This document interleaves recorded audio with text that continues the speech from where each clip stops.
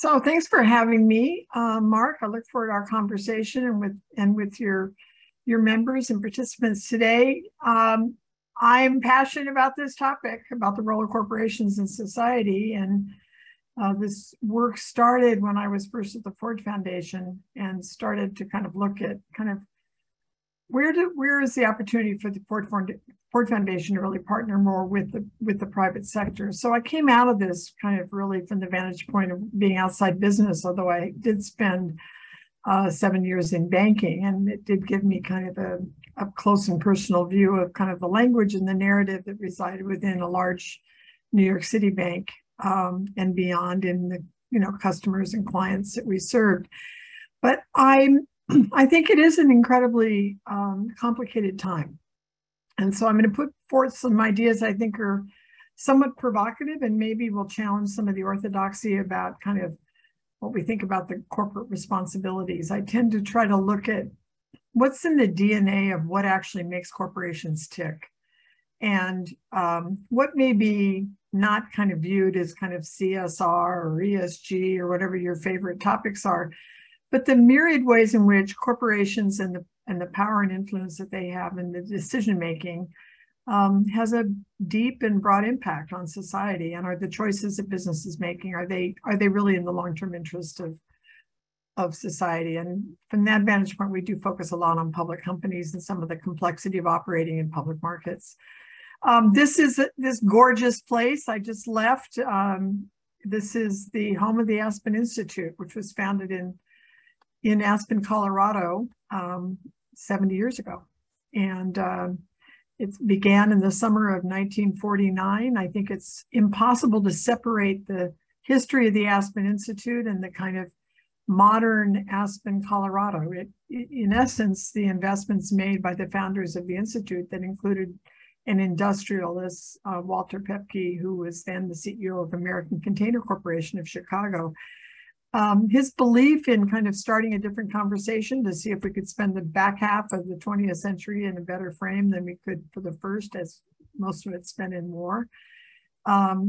He was really opening up the question, saying, who do we need at the table here to have a different conversation? And he had a particular focus on business people and invited them, but also the Minneapolis Symphony, and Albert Schweitzer came from Africa, and Thornton Wilder, and so, poets and humanists and business executives and scientists, and they gathered and had a conversation that in many respects still continues under the auspices of the Institute today. But this is where the Aspen Business Society program resides. We're in, many of you who are New York or Washington based probably think of the Aspen Institute's headquarters and as being in Washington, and you're right, that's where most of our staff are operating. About 500 staff, and probably 400 of them are in the Washington area. But the Business Society program is here in New York, and our mission, if you will, is to align business decision making with the long-term health of society. We are particularly focused on kind of business as the agent of change, the kind of locus of many of the motivations for actually moving more deeply and broadly into some of the complex questions that business both influences and increasingly needs to both take a stand on, but think about where they really have real agency to bring resources and capacities to bear. Think of business as, I sometimes align it with the church in the Middle Ages. It is a uniquely powerful institution. It is, in fact, both local and global, as we all know. And it has remarkable problem-solving skills and talent and global reach and capacity. And I think it's fair to say that we won't solve our most complicated problems without business at the table, but there's a lot of work to do. So here's a provocation just to get us started here. If I were asking for a show of hands, I could imagine the split that I usually get when I ask this question is designed as a provocation, but in fact, is the corporation an important tool? Is it the most important tool we have to assure our collective survival? The corporations, let's remember that corporations are a function of the state. So they're a function of we the people who grant the license to operate in states. And the original concept was that corporations were to serve some kind of a public purpose. Think back at the railroads, or the colonization, if you will, of New York City and New England. These were all done by corporations. And it is a way of bringing together both people and resources to get something done. Today, it no longer has to serve a public purpose, but it is important to know that corporations establish their own purpose. It is not determined by law. And so we will come back to this question of corporate purpose, because setting intentions is in some respects where it all begins. I wrote this book to answer this question, kind of what's holding us back and what are the real levers of change. And so I wrote it with business people in mind and professional services that advise business, but also all of those of us on the sidelines who'd like to be able to see that business is actually leaning into the complicated questions that keep us awake at night. You may remember this moment in 2019. I know exactly where I was when this story landed, when the CEOs of many of our largest corporations in the United States, these are all, the Business Roundtable has 200 members roughly. They are all US headquartered corporations, although many of them are global. Most of them are probably global in operations or in reach. And there was a kind of a call to action that our organization was involved in that kind of challenged the Business Roundtable to say, take a look at your own mission statement. It didn't say the same thing in 1980 as it does today. And is it time to kind of return back from the shareholder primacy era, the kind of moment in which we have continued to use the narrative that the purpose of the corporation is to maximize shareholder value. That kind of rolls off the tongue.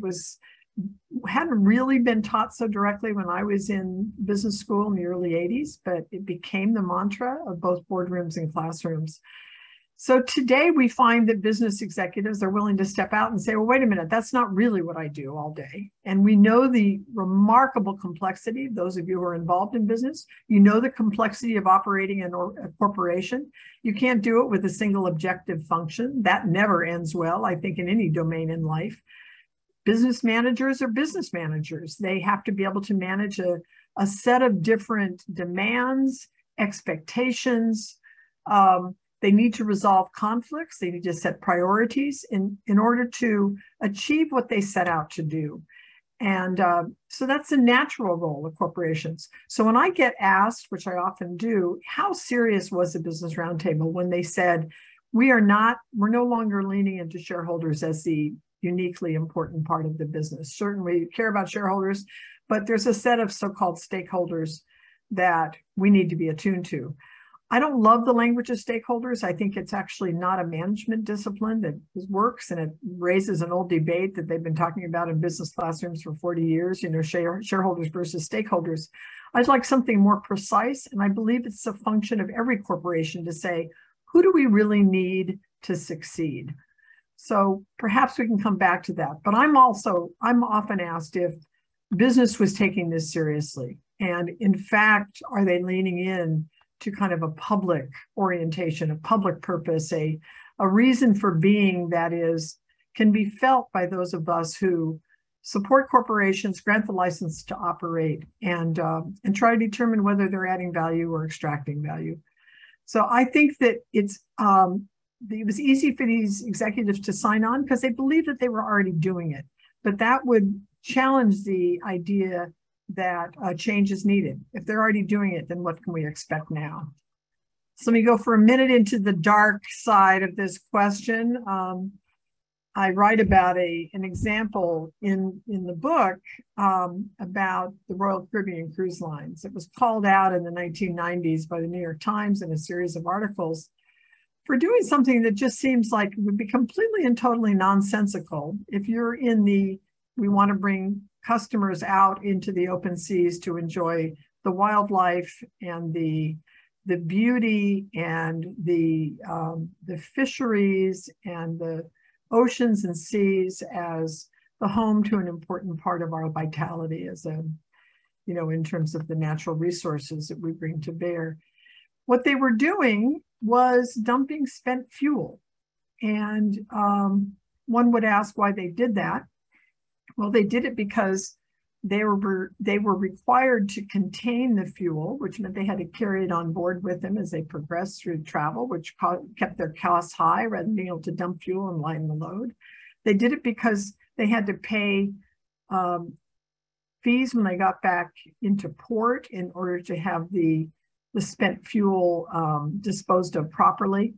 And so they did it because they're in a mass industry and a very competitive one, and they'd like to be able to take people out and attract customers who are able to get a very reasonably priced vacation, something like $100, $150 a day. To be able to go out for 5 days into the Caribbean is a pretty good deal. So keeping costs low and staying competitive was probably the driver. But you'd have to ask the question, how does this come about? And what would need to be true to kind of return to a moment in which we'd be able to say, it is much more important that, this is clearly a rupture of public trust. What would be needed to maintain trust in both in the customer base and in the public at large? What would be the rules of the road that would enable a corporation to make different decisions than this one made?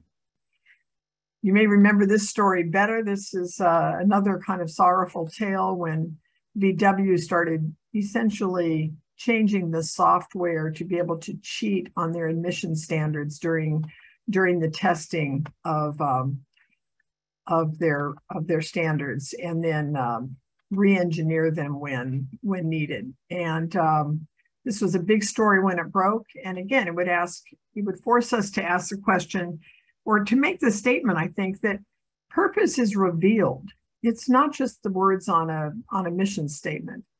The purpose is revealed by what a company does and the choices it makes. So I promise I'll move off of the dark side of the corporation very soon, but I think it's helpful to remember that these are not isolated incidents. We have to kind of interrogate what's happening and who really is paying when companies like Google, half of their employees are actually under contracts today. Google has roughly 150,000 employees, and they have about 130 or 150,000 contractors. These are contractors who don't have job security. They often have to go on and off contracts in order to stay within federal guidelines about who's considered an employee. They don't have the same benefits. They don't have retirement savings. Who is that actually serving? And what would motivate Google to take good jobs and send them out the door to a contractor rather than assuring that the services that are provided, that they fairly compensate those who produce those services? Retail, we can argue about the costs and benefits of an Amazon, but who really benefits when there's a business model like Amazon that relies heavily on delivering price and convenience? When something is not fairly priced, or it's a very competitive price, just like the example with the cruise liner, who really pays? We could talk about, financial markets and private equity and venture capital. There have been some stunning examples of things that have happened in the last several years that at least would, help us make us question whether or not the investment model is actually working for the greater public good. And then finally, capital markets more generally. We know, as those of you in Washington probably follow the ins and outs of corporate tax more than parts of other parts of the country as carefully as you do in DC. And when the Trump tax cuts were passed, we were hoping for certain things to happen, and what we saw was a lot of share buybacks. So when the corporation is actually motivated in order to keep the stock price high, to return 90+% of profits to the shareholder rather than share it more broadly with those who create the product and service the customers, et cetera, who pays? So I think we could ask today, what is the value of a corporation? It certainly can't be measured on a balance sheet anymore. When I was in business school, we talked about intangibles very rarely. We thought about the kind of hard assets as being the real fundamentals that you could measure and discount back to determine the value of a corporation today. Today, it's about reputation. It's about trust, talent, the kind of certainly access to natural resources and a healthy supply chain. These are all things that are much more difficult to measure, but they make up something like 85% of the perceived valuation of corporations today. And it explains why so many companies that are at the top of the valuation tables in public markets are actually companies that are very light on hard assets. Think about the tech companies that, they actually don't need that much capital, and it raises questions about why we put so much faith in capital markets, or that seems to be the organizing principle for how we talk about corporations. And then finally, business continuity and the license to operate. We've all experienced what that's been like in these last couple of years, and the complexity of things that corporations need to manage too. So when I went to business school and got out of the School of Management at Yale in the class of '82, I'd say this is roughly how we measured what we spent our time talking about. I think of governance as being the kind of organizing principle for corporations, the board, the executive, and how they operate. But we didn't talk too much about governance when I was in business school. Today, it's a much more popular topic. We did talk a lot about the financial measures of firms. We sent a lot of people onto Wall Street out of the business school I attended, like many of the larger business schools. But financial capital was clearly an important input. So were customers. We didn't talk that much about human capital in business schools. It was more about, there were certain things about how to manage employees, but not a lot about kind of what value they actually bring to the firm. And then there was a question of the material inputs and supply chain. I think that's become only more important. Customers, of course, are always important. I'd say the human resource piece of this has become incredibly important. And the financial capital question, I think as I was saying, I think we kind of have to ask, why do we spend so much time talking about the financial valuations when many companies go public today not to access capital at all? They raise their money in the private markets. They go public, like a company like Snap or Spotify. They never have to access public markets to raise capital again. They're really accessing the public markets to allow their early investors to have an exit. So why does it loom so large in our sense of what matters most? So I think we'll talk about some of these rules. I'm not going to go through them, but I do want to end on a few ideas that I think are driving change today. I talk about 6 rules, but I'm going to talk about 3 of them now. I think one that is really being felt, especially in these large brands like McDonald's, their responsibilities are not determined by the executive. The board doesn't sit around and say, what do we care about this year? What are we going to prioritize? I mean, they may, but they're also constantly responding to NGOs that are perfectly happy to harness the brand of a McDonald's or a Pepsi or another large customer service, whether it's in food or it's in other kinds of consumer products, to kind of harness that brand to make a bigger point, whether it's about deforestation, the use of plastics, whether or not the beef itself is a product that is contributing to the health or detracting from the health of our larger environmental commitments. I mean, cattle is a major release of methane and a big problem when it comes to climate change. The health of fisheries. Things like this are very much on the minds of corporations. When the NGO is able to kind of harness that brand and invite McDonald's to the table to amass the producer environment in which they are at the center in order to drive change in a systemic basis. And I write about some of these examples, and it's quite stunning the extent of change that's happening at a place like McDonald's today, which in fact has committed and is experimenting with what does it look like what is sustainable beef? What does it look like? How is it produced? And what are the rules of the road when we stay within what is environmentally sustainable when it comes to the main products of the McDonald's? The second thing I want to point out is that, and I have a chapter about employees, Employees, I think, really are the key to accountability. I've raised some questions in these opening remarks about the role of finance and why we put so much stake in capital markets as being kind of the agent of change, for good or for ill. I think employees today are the real key to accountability. I call it accountability in the cafeteria, even though nobody goes back to cafeterias today anymore.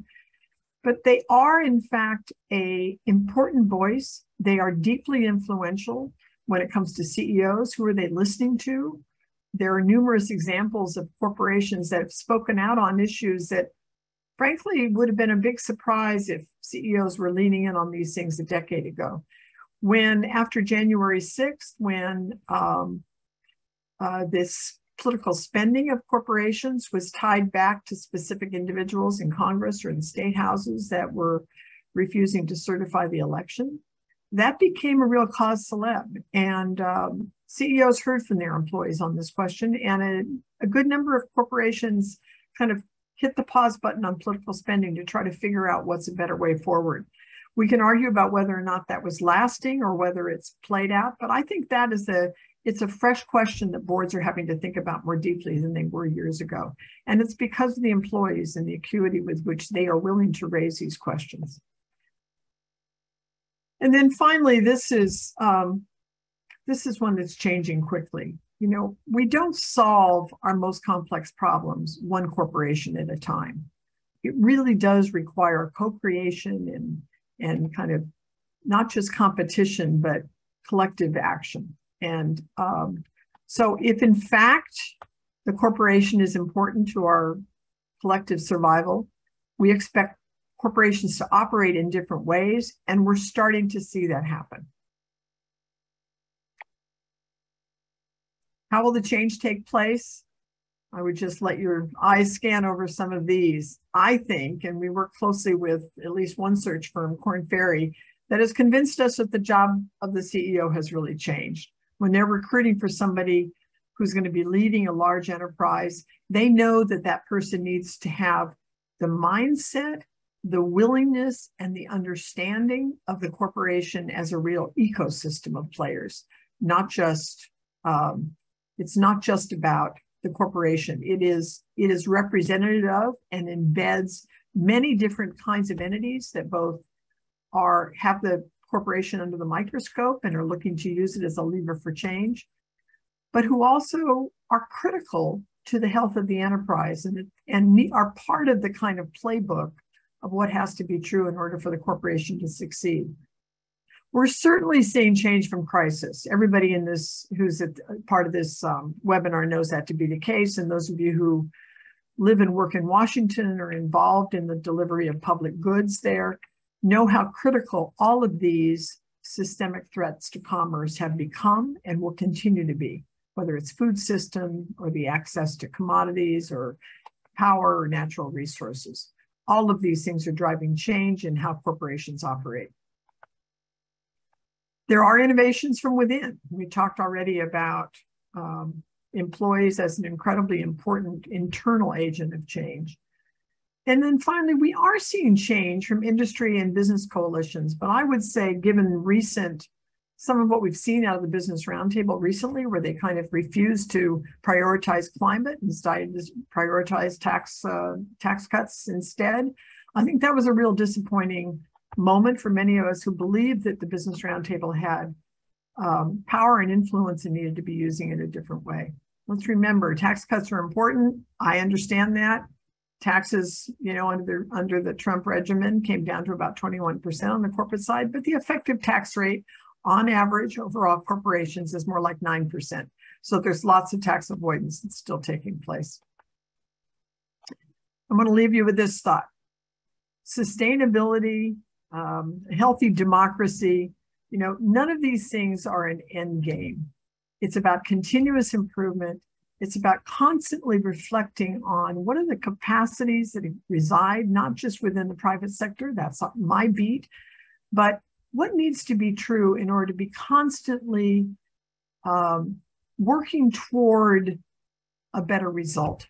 And I love this picture because anybody who knows running knows that the person in front is only in the front for now. The other two racers there are drafting against Ms. Flanagan there. And we don't know who's going to end up being at the front, but it's a continuous race. And it does have marathon type qualities. And I look forward to the conversation with all of you. Here's the book. I certainly welcome your feedback if you have the opportunity to read it, and appreciate being here today. And with that, I'll stop sharing the screen. Thank you, Judy. That was great to listen. I loved everything you had to say. I love your passion for this. And we, of course, we'll look for Q&A. And Doug, I'll just assume you'll interject if there's some Q&A.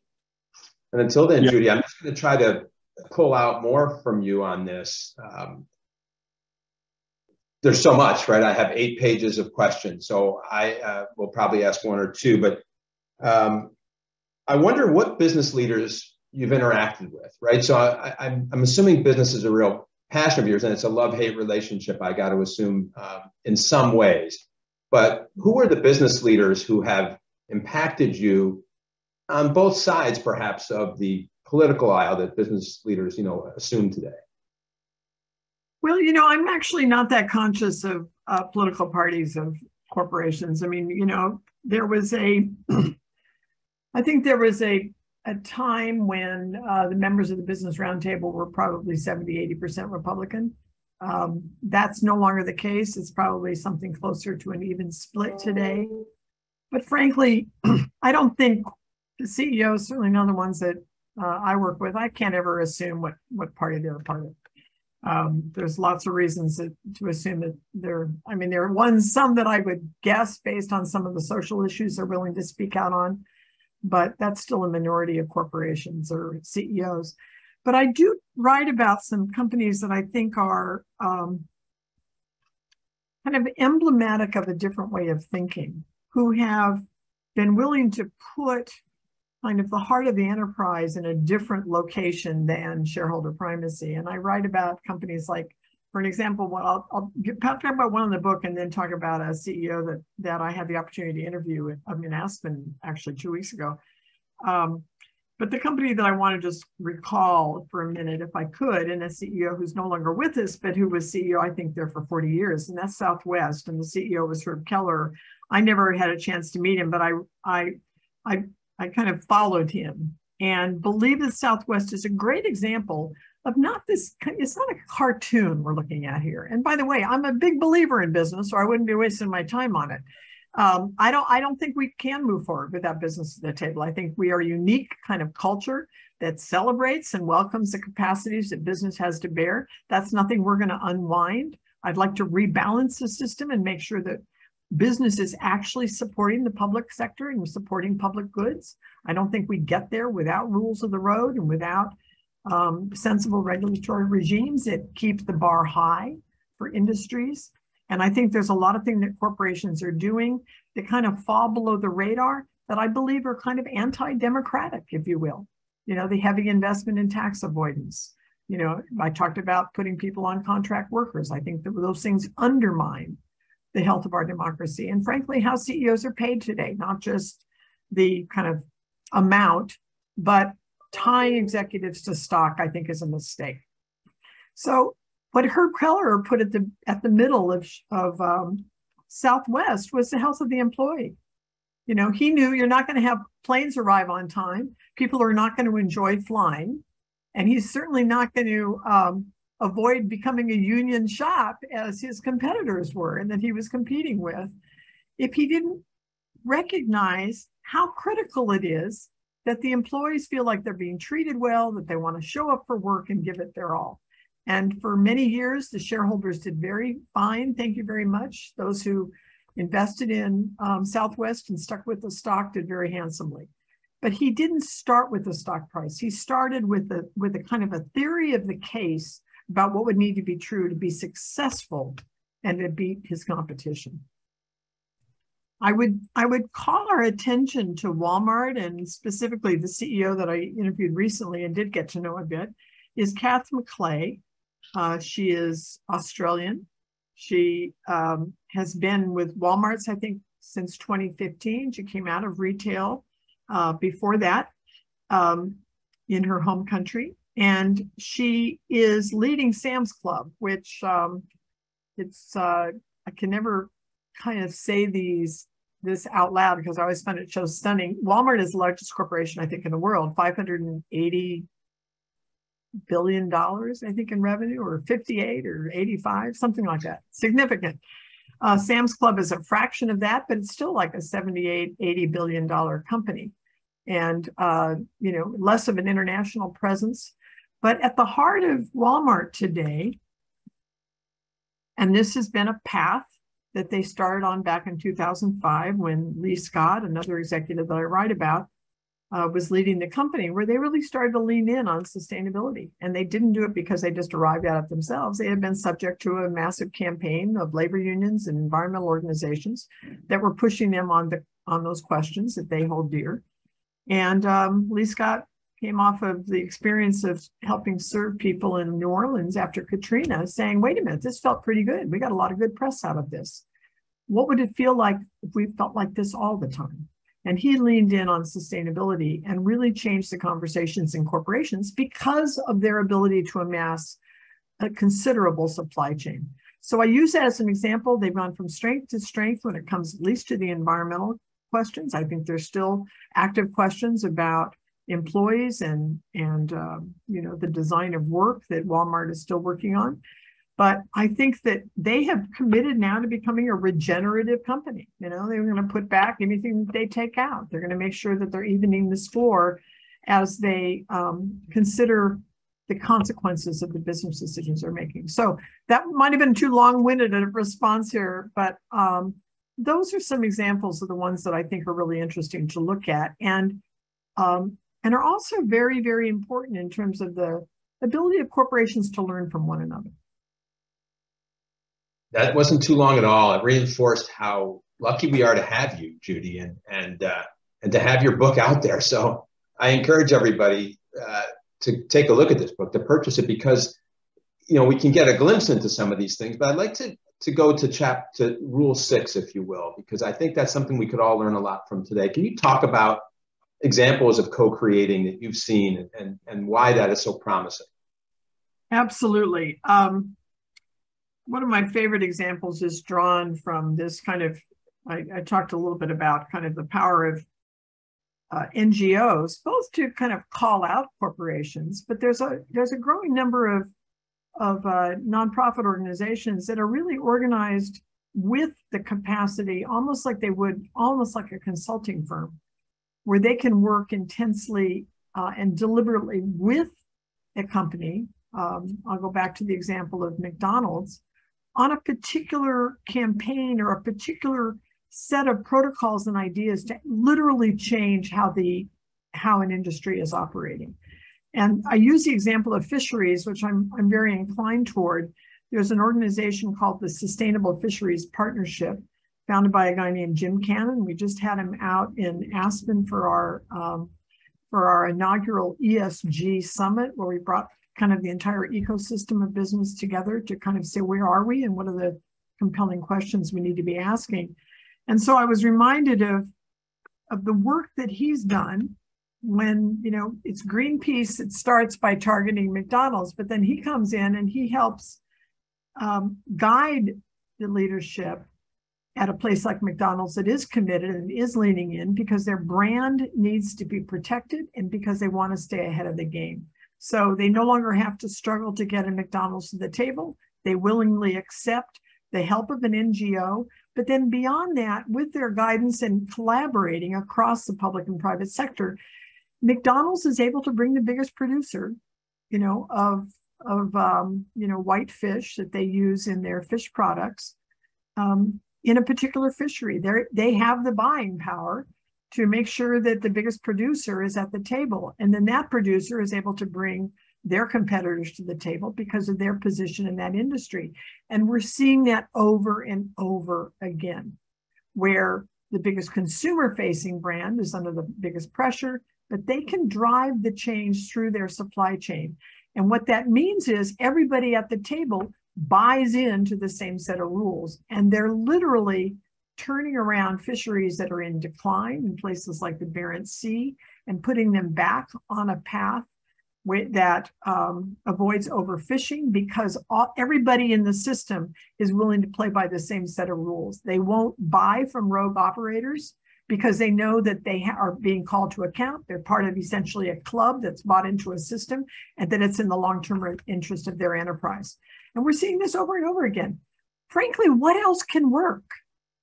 How can anybody think it's okay to deplete a fishery, right? Our own, on our own shores in Maine and beyond, we've suffered from the decline of lobster and are starting to see it come back in a different way. So we know this can work, but it often takes both kind of the business interest, but also the nonprofits that can see the other parts of the system that have to operate effectively in order to create those kinds of co-creation and collaboration. Thank you for answering that. I was wondering if there was where the emphasis was, and I'm assuming there's an equal emphasis on co-creation within the corporation itself, with employees having the voice. Oh, that's it. That's an interesting question. Yeah, I think that is happening. In fact, one of the things that we have a worker voice project that we're hosting within the Business and Society program at Aspen. And it's got two parts to it, but one of the parts is sitting with is essentially the governance system, the structure of boards. And the people at the table are pretty expert in either governance or in labor. And they're working together to try to say, how do you design a board to be able to listen better to the employees?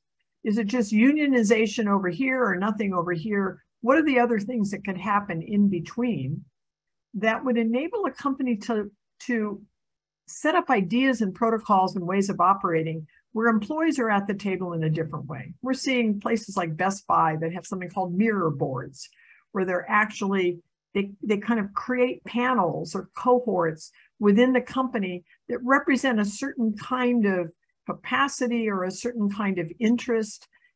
Corporations are using what they call employee resource groups to, support identity groups inside the corporation. And all of this, if they don't take it seriously, then, it's at their own peril, because you're creating these systems. And of course, employees are well equipped because of social media to, use their voice effectively. And we've seen lots of examples of that.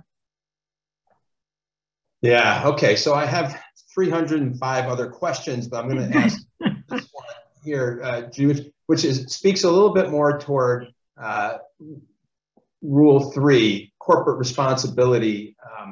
And I'm going to share just a little bit of my experience with this. So I run a national nonprofit now, and the reason I shifted from local to national is because in many ways I see that businesses can really lead the way, right? So even in grassroots nonprofit work in the poverty space, it was business leaders who had, to me, the most compassion, innovation, and put up or shut up kind of perspectives on this. They have to produce outcomes, right? Where some of us don't have to produce as many outcomes, and we can still get the funding we need, but businesses have to. But even with that, when you combine the compassion of a business leader or a founder or CEO with the outcomes mandate, that's a powerful thing. And so how do you see businesses in local communities, and maybe it kind of ripples up, right? For businesses to be almost the lead in the compassion world, if that makes sense to you. Well, I don't know if it makes sense that I don't know. I don't know how to think about that. Corporations are inanimate, they're not, it's the people, right? And let me just, that represents a lot of different interests. Go ahead. Sorry, Mark.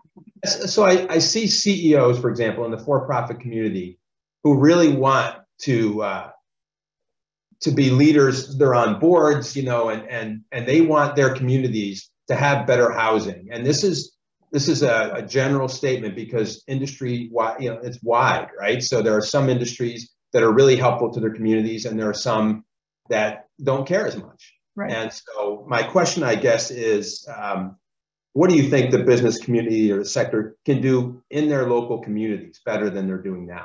Well, I think the place where we've seen a real shift and much greater attention has been in using the auspices of the corporation to address the need for greater diversity and economic opportunity across race, across other divides.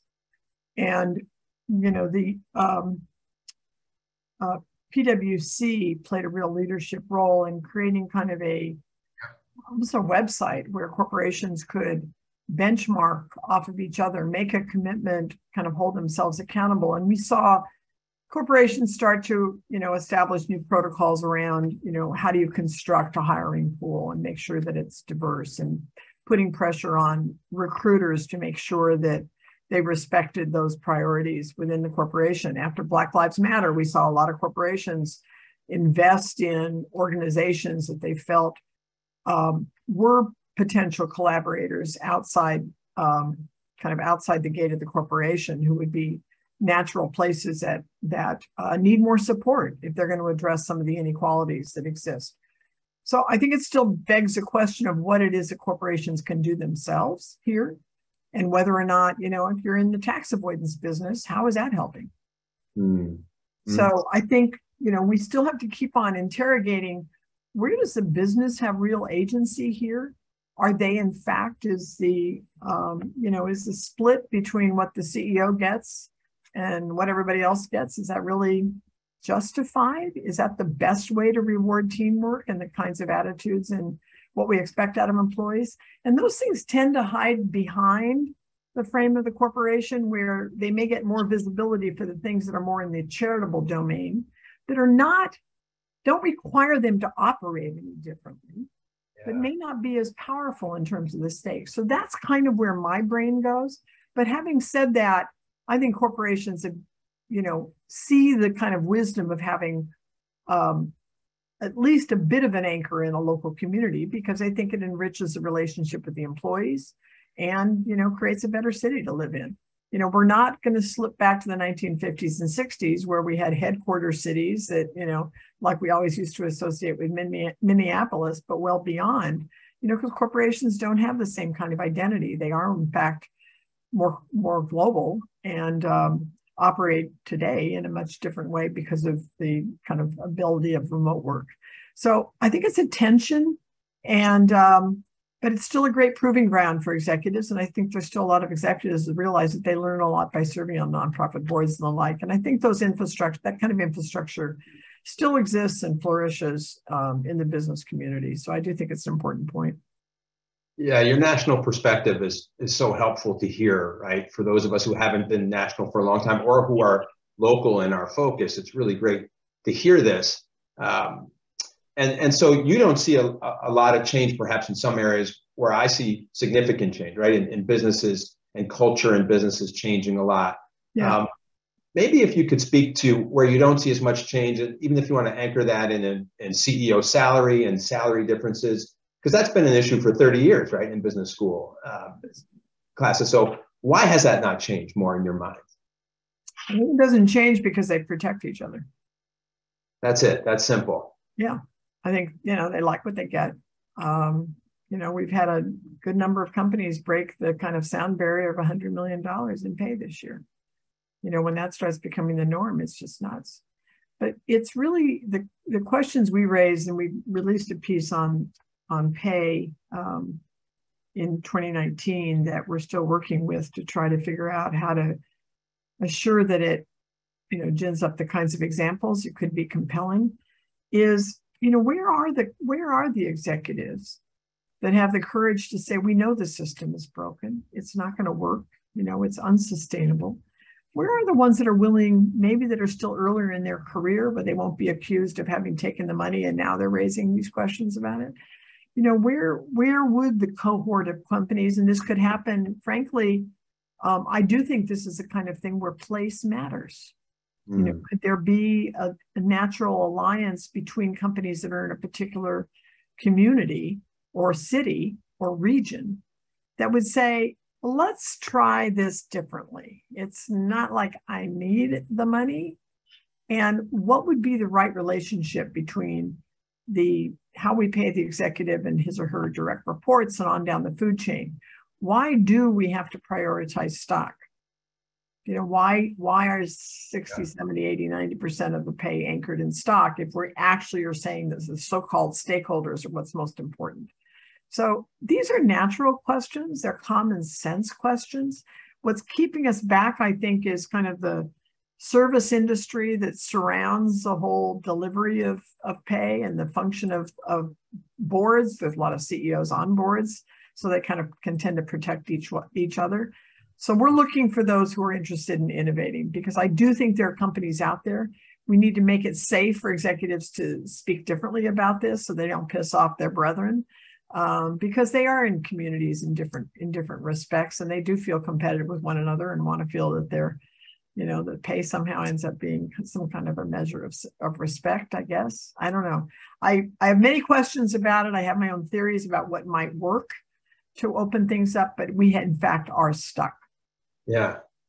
Yeah. And I don't think that's, you know, what you described is just in the for-profit corporate sector, right? That comparison of salaries and comparison of benefits, it sometimes really does take the initial reason for going into something and blurs it. Yeah. We also, by the way, you know, it's partially coming from capital markets. You know, pay for performance. Like, well, what performance do we want to pay for? Yeah. You know, why does performance naturally equate to financial performance? You know, there are plenty of companies that would do just fine that don't have to be maximizing their financial performance, but could deliver, you know, the goods more effectively if they weren't trying to eke out more profit and squeeze the rest of the system and extract value from others. I mean, it's not sustainable. Yeah, that's awesome, and your passion is fantastic with this. And so, can you help us maybe? My passion in this one is matched by my frustration. Let me be clear. If I could ask a question here, Judy. What impact do you think a group like Conscious Capitalism is having on the discussion that's going on today? Are they just pie in the sky? Or are they nobody's listening to them? I think they're a good home, and I think there are others as well. But I think they're a good example of one that actually creates kind of a platform for executives that are trying to figure this stuff out. And I think they're a great organization, and I have a lot of admiration for the work that they've done. So no, I think these networks are important. What would it take for something like for Conscious Capitalism to kind of take their public companies, you know, and say, hey, what could we actually do with this? Is a great question. Great. Culture is king, and talent rules. Are there exemplars that we'll get from the book, or that you know, where you could say they've really got this? Because, you know, a lot of us look at Google, and Google for years was put out as that's the culture, right? That's what you want to emulate. And now we hear from you that maybe we don't run to that. Maybe there's some other exemplars of this culture is king. Yeah, I think this is very much on the minds of boards today. I've been sitting on a commission on the future of boards that is being hosted by the National Association of Corporate Directors, and we'll see where that work ends up. But it definitely has been coming through in the conversations there that it's kind of, you know, we're seeing board committees that were dedicated to, you know, it was the corporate compensation committee, kind of reframe the mandate of the committee to say, we really need to be thinking about kind of the food chain, up and down the food chain, you know, kind of the health of the culture overall. We work with we have a fellowship program, and there's a man in our fellowship program now named Thomas Kamei, who works for Morgan Stanley, and he's been developing a set of working with collaborating with others on research, and believes that culture is absolutely that's what they really want to be measuring. It's the health of the culture of the enterprise. That is when you're, you know, it's like, how do you find the Southwest, you know, as opposed to some other company where the culture is not as robust. And the way that they've approached it is to actually say, the more we understand about turnover, you know, or, you know, staying power of employees, that's the best window into culture, and are actually trying to scrape that data from LinkedIn surveys or LinkedIn postings as a public source in it. It may not be full kind of picture, because LinkedIn tends to be more professionals and managers and people in a broad range of different enterprises. But you know, it may not be capturing the kind of health of companies that are more frontline workers. But I think it's very much on the radar today. Hope to see more change in that domain. Doug, are we okay on time? Can I ask another one, or do we want to wrap up? One more, Mark. I think we're coming up on the hour. So one more, please. So, Judy, all of this said, what sympathies do you have for CEOs today, businesses today, with the changes that have occurred in business, and even with the pandemic and the changes of the last 2+ years? Do you find yourself being able to go on both sides of this and say, you know, I really understand X about how hard it is to run a company today? Yeah, I don't want this stuff to be a cartoon. You know, I think it's incredibly demanding. It can be incredibly rewarding, and I can see the pressures that CEOs are under. You know, back to the pay question. You know, if they're going to be reamed by Investor Shareholder Services, ISS, and get a low grade on their say on pay vote, you know, this kind of voluntary kind of signal that comes from the shareholders every year about whether or not they're happy with the pay. Well, they're happy with the pay as long as the stock price is going up. So it's not really a window into change, and ISS, you know, demands that you know, the stock price is at the center of pay. So, you know, can you just turn off that noise? Well, it helps if more companies are willing to do that, certainly. But it also helps if you've been very, very clear about why your corporation exists. What are the public goods that you're creating? You know, why should we, the public, care about your license to operate? Why should employees want to wake up and go there? And there's a lot of examples of companies that have been very clear about why their company exists, what they're trying to deliver, and are willing to talk about it consistently and over the long term that is required to really produce and maintain the kinds of relationships that lead to high quality goods and services that are fairly priced, that embed the externalities, are not, you know, extracting value, but are really creating value over time. We need more of these companies, and we know that that's what the younger generations want. They want to be part of an enterprise that they feel that they're proud of and that is consistent, you know, with what they care about when they go home at night. So I think that's what's really ahead of us, and I think companies are, you know, I think it's very challenging, particularly in public markets, to do that. They're better off if they've got a strong kind of bulwark against the public shareholder like they do at Walmart, where they've got a strong family ownership, and so they have a little bit more room to maneuver. So I have a lot of respect for the complexity of what they're doing. I just want them to look at what they're really doing and be honest about that, because I think that it starts with kind of a reckoning of, are we doing what we say that we're going to do? Love it. Judy, so much. Like I said, if we had 3 hours, I'd get through half my questions, but I thank you for sharing all of the wisdom you've gained over the years. I encourage everybody to check out not only the book, which is great because of the case studies and the real life examples, but also all the work that Judy does at the Aspen Institute in the Business and Society program. I think that, you know, Doug, for LGW and everybody at LGW, there's a lot to learn from with that. Absolutely, Mark. Judy, well, thank you so much. Mark, thank you. I really appreciate it. Thanks so much for having me. I enjoyed it very much. Conversation today. And for everybody, there's a valuation form that's been put in the chat, so please fill that out. We'd greatly appreciate it. And Judy, thanks again. Wonderful discussion, and really appreciate your time. Thanks. I enjoyed it.